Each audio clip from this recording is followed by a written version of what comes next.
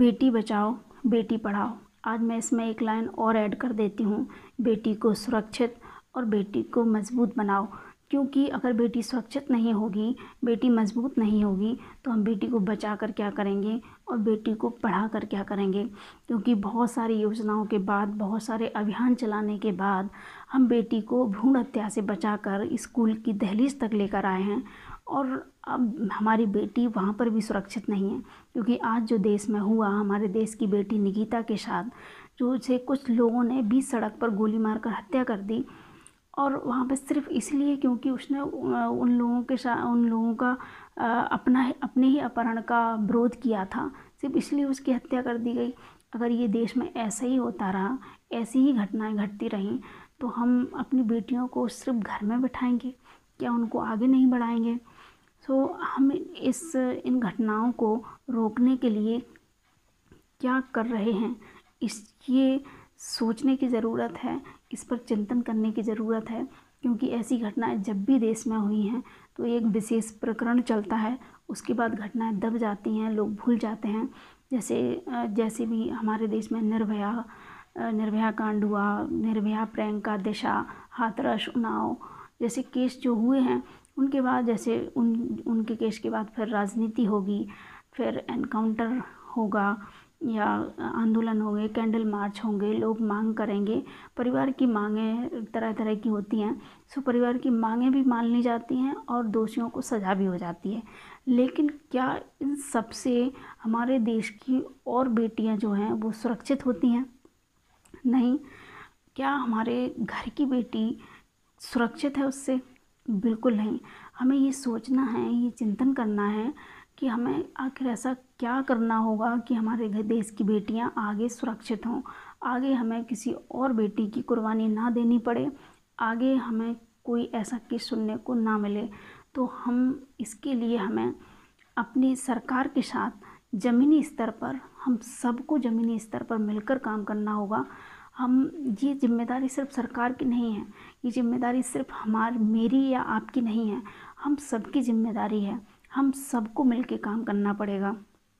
जैसे कि अगर आपका कोई ऐसा एरिया है जहां आप रहते हैं, वहां पे अगर कोई सेंसिटिव एरिया है, आपको लगता है कि ये सुरक्षा की दृष्टि से सेफ़ नहीं है, तो आप वहां के पॉलिटिक्स जो लीडर हैं उनको जाके इन्फॉर्म करिए कि यहाँ पे मतलब CCTV कैमरा लगवाएं या सुरक्षा बल को तैनात कराएं।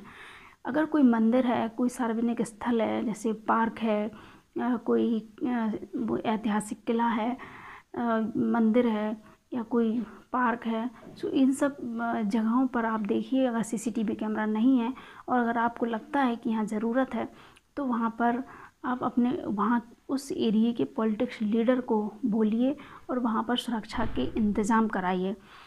अगर आप उस एरिया के पॉलिटिक्स लीडर को नहीं जानते हैं, तो आप वहाँ आसपास पता कर सकते हैं, या फिर आजकल ऑनलाइन सब कुछ अवेलेबल है। आप उस एरिया का नाम डालेंगे और उसका पार्षद का नाम डालेंगे, सो आपको वहाँ का फ़ोन नंबर मिल जाएगा, आसानी से मिल जाएगा। आजकल इंटरनेट पे सब कुछ अवेलेबल है।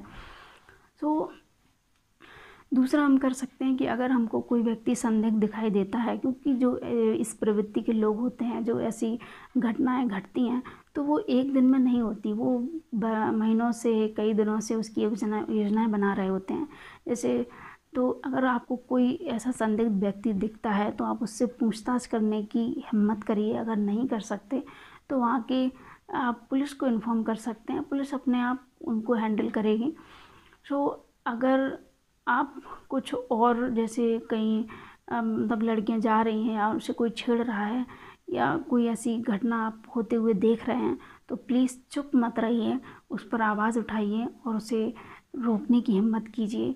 क्या पता आपकी वजह से हमारी एक बेटी सुरक्षित बच जाए। और अपने इस देश की बेटियों के साथ मेरी विशेष रिक्वेस्ट है और विशेष अपील है कि अगर उनका कोई मेल फ्रेंड है, जो कि जैसे आजकल सोशल मीडिया के थ्रू बन जाते हैं, या कॉलेज फ्रेंड होते हैं, वो कोई भी हो सकता है। अगर कोई मेल फ्रेंड है तो आप अपने घर पर ज़रूर बताएं और अपने घर वालों से ज़रूर मिलवाएं, क्योंकि आपके साथ कहीं आपके साथ कोई फ्रॉड तो नहीं हो रहा है। क्योंकि जब व्यक्ति हमारे घर वालों से मिलेगा, घर वाले उसको जानेंगे। कभी कभी हमारे अंदर वो क्षमता नहीं होती है कि हम दूसरे व्यक्ति को पहचान पाएँ कि उसके दिमाग में चल क्या रहा है। हमारे माता पिता, हमारे घर के बुज़ुर्ग उसको शायद उसकी बातों से या उसके हाव भाव से ये बात जान जाएं। सो उसको अपने घर वालों से ज़रूर मिलवाएं और कभी भी किसी भी मेल फ्रेंड से अकेले मिलने ना जाएं, बिल्कुल भी ना जाएं, क्योंकि ये आपके लिए सुरक्षा की दृष्टि से सही नहीं है। अभी हम सब लोग सुरक्षा की दृष्टि से कुछ भी नहीं कर रहे हैं, क्योंकि हम लोग सज़ा की मांग कर रहे हैं कि दोषियों को सज़ा होनी चाहिए, दोषियों को ये होना चाहिए, वो होना चाहिए। सो हमें सज़ा की मांग तो कानून अपने आप करता रहेगा, सरकार करती रहेगी। हमें उसके लिए इतना ज़्यादा इम्पोर्टेंट नहीं है, लेकिन हमें सबसे ज़्यादा अभी उस सज़ा की कानून से ज़्यादा ज़रूरी है कि हम अपने सुरक्षा के कानून पर ध्यान दें, सुरक्षा के इंतज़ामों पर ध्यान दें कि हम कितनी सुरक्षा कर सकते हैं। हमारी सुरक्षा शायद हमसे ज़्यादा और कोई नहीं कर सकता। अगर आप और सुरक्षा के नियमों को जानना चाहते हैं तो आप मेरी किताब जिसका नाम है कि बेटी की सुरक्षा हमारी जिम्मेदारी, उसको मेरे टेलीग्राम चैनल से पर अवेलेबल हो जाएगी। वहाँ पे आप बुक्स लिखकर मुझे मैसेज कीजिए, मैं आपको उसकी PDF भेज दूँगी। अगर आप अपना व्हाट्सएप नंबर मुझे कमेंट में भेज सकते हैं तो आप मुझे अपना व्हाट्सएप नंबर कमेंट में भेजिए, मैं आपको आपके व्हाट्सएप पर उसकी PDF भेज दूँगी। और उस किताब को आप ज़रूर पढ़िए, इसलिए मैंने उसको फ्री रखा है क्योंकि ताकि उसे सभी लोग पढ़ सकें, क्योंकि आजकल उसको पढ़ने की सबको बहुत ज़रूरत है। उसे आप ज़रूर पढ़िएगा। So thank you so much दोस्तों।